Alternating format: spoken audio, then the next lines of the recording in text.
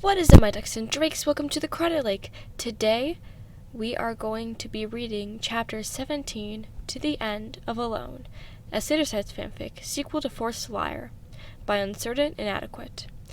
Now, all the trigger warnings will be put in the description below. There will be quite a few, I can assure you, so be sure to check out the description.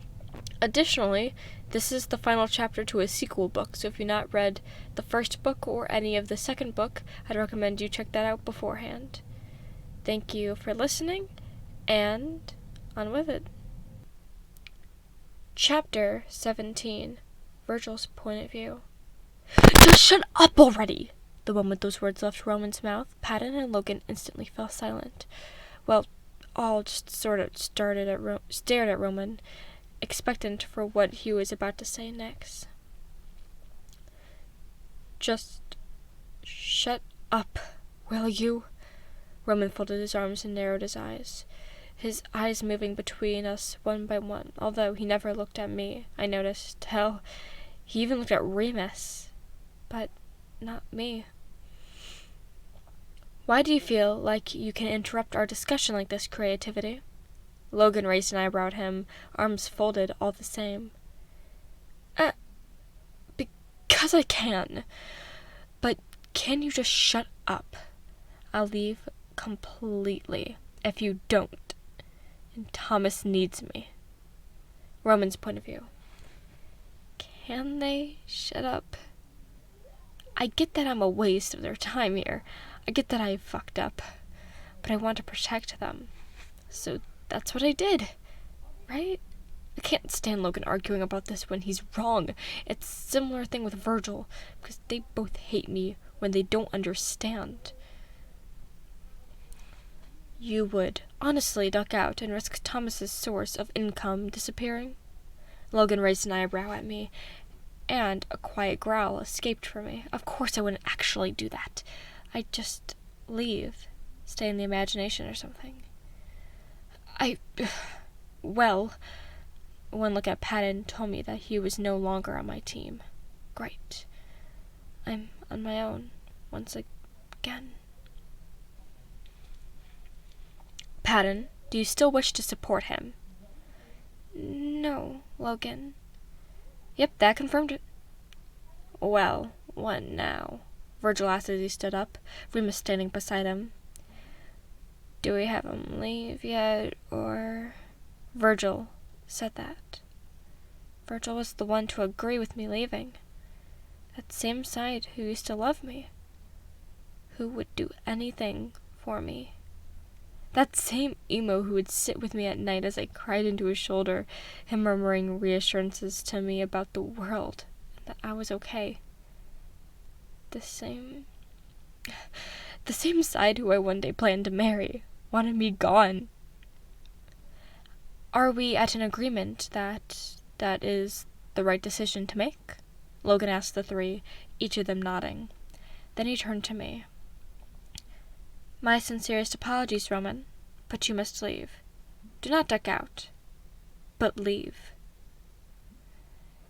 He didn't need to tell me twice before I suddenly walked out. The last thing I heard as I left was Virgil. Nothing to say, huh? Oh God, how did I ever fall for him? Chapter 18, Remus's Point of View. Groaning, I flopped down onto Deceit's bed.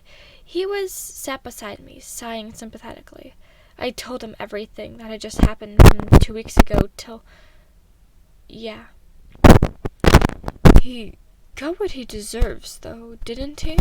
Deceit raised an eyebrow at me as I turned my head, which had face planted into the bed, to look at him. But still, Dee, he is my brother. A brother who tried to kill you, probably more times than you realize. I sighed and sat up, tucking my knees into my chest and hugging my legs. Yeah, but I can't help but think about the past. Resting my chin upon my knees, I stared ahead of myself at something that wasn't there, with two glossy eyes. What do you mean by that? I mean, back when we were little, he was always there for me. We were the perfect brothers, but I tried to continue, but I just ended up tearing up, staring up at the ceiling.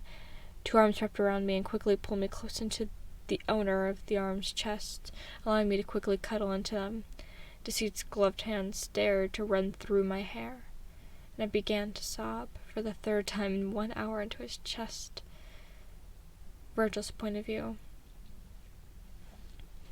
He's gone. He's actually gone now, I mumbled to myself in disbelief, staring at the ground with a hand placed on each shoulder, the hand on my left shoulder with Patton's right, and the hand on my right shoulder being Logan's left.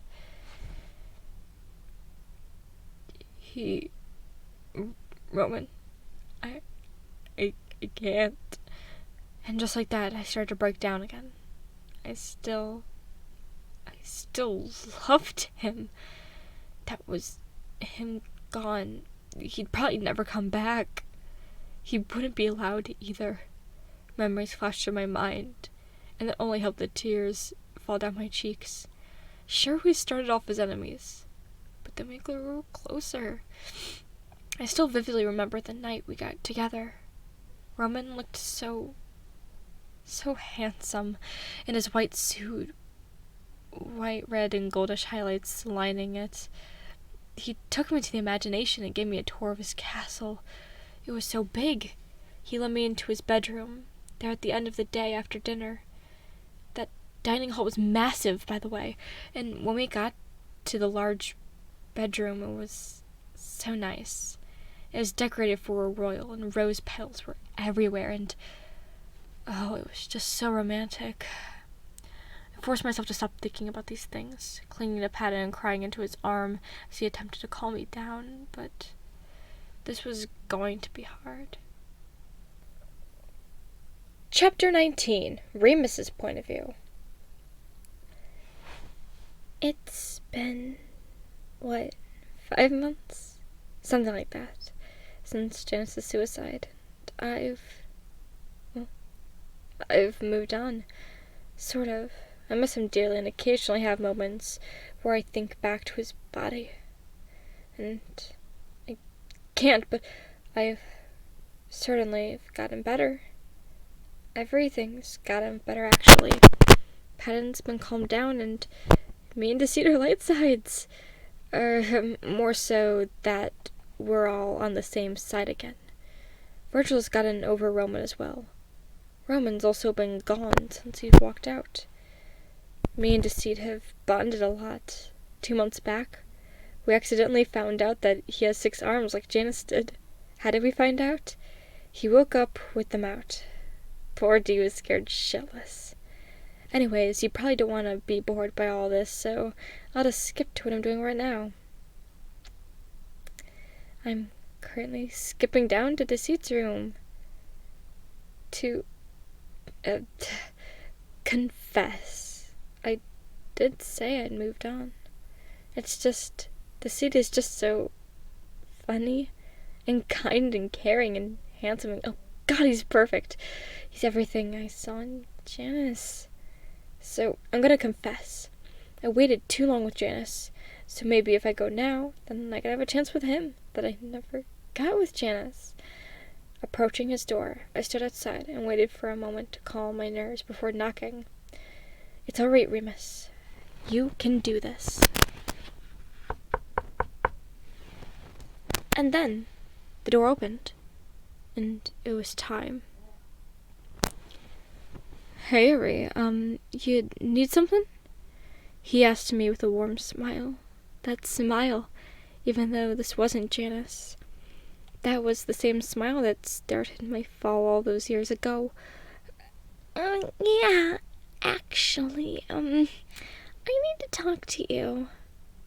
I could tell I was blushing as I scratched the back of my neck, following him as he led me inside. Oh, what's wrong? Everything not okay? Deceit asked me, tilting his head slightly, as he gave me a reassuring smile about whatever was going on my mind. Oh, if he only knew. Well, we've known each other for 5 months. all that. God, I can't do this. I quickly backed down, looking away. Deceit only seemed more concerned. He most likely could work out what I was getting at, but he never said that. He did as he slipped his warm hands into mine. Yes, you can. I believe in you. Go on. I'm all ears. He reassured softly, running one of his thumbs into my knuckles. I guess. Okay. I took a breather, looking back at him. Deceit, I've developed a crush on you. I still love Janice, though. Just, I have to accept the fact that he's gone and you're here now. And I think a good way to help me come to those terms is just to focus on those feelings. And Deceit was shocked, eyes widening as he slowly nodded in understanding. Shit, I screwed this all up, haven't I? I looked down. Sorry, I'll just leave you. I couldn't talk. What? Looking up, I saw Deceit's face rather close. Too close. Then my dumbass brain figured it out. He was kissing me. Jesus, I'm an id... Wait. He's kissing me? It took me a moment to be able to kiss him back, having to pull him closer by wrapping my arms around his neck as he tried moving away. I'd never had my first kiss. I'd have loved it to be with Janice, but this was the Janice in my world now. And that was fine. I can live with that. For now, I just focus on his lips, our arms around each other, and the love that was forming in the air. He pulled away. I still had plenty of breath, though, so I don't understand. Shouldn't we have the same length of time we can go without air? But then he spoke. Rem, is that you? Chapter 19. Remus's point of view. It's been, 5 months? Something like that since Janice's suicide, and I've moved on. Sort of. I still miss him dearly. I occasionally have moments where I think back to his body and get depressed, but I've only gotten better. Everything's gotten better, actually. Patterns have gone down, and me and Deceit on good sides. So that we're all the same side again. Virgil's gotten over Roman as well. Roman's also been gone since he walked out. Me and Deceit have bonded a lot. 2 months back, we accidentally found out he has 6 arms, like Janice did. How did we find out? We woke up with them out. He was scared shitless. Anyway, you probably don't want to be bored with all of this, so I'll just skip what I'm doing right now. I'm currently skipping down to Deceit's room to confess. I did say I moved on.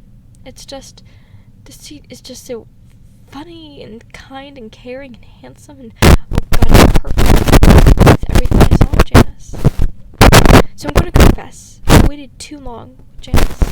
So maybe if we go now, I can have a chance with him that I never got with Janice.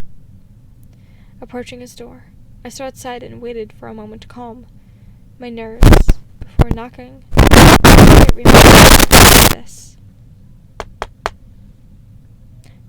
No response. Yet again, no response. Deceit? No response. I tried opening the door. Locked. No response again. I'm coming in. First, stepping back a little, a bad feeling growled inside of me and making my stomach tighten. I charged towards and broke the door down. I couldn't see him. And then I looked to the floor.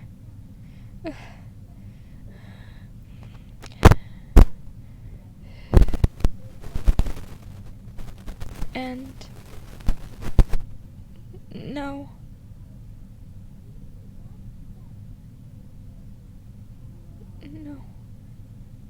Not again. So that is the end of the book. Let me know I'd like to thank Uncertain and Inadequate for letting me read this. There is still one more book doing next week, so stay tuned and hit that subscribe button and hit the bell to be notified when it comes out. Thank you for listening. All my socials in the description below, including Etsy, where you could go and look at my bead stuff, and the channel Discord, you can talk to other ducks and drinks. Now remember, much like me, trying to talk and do you best.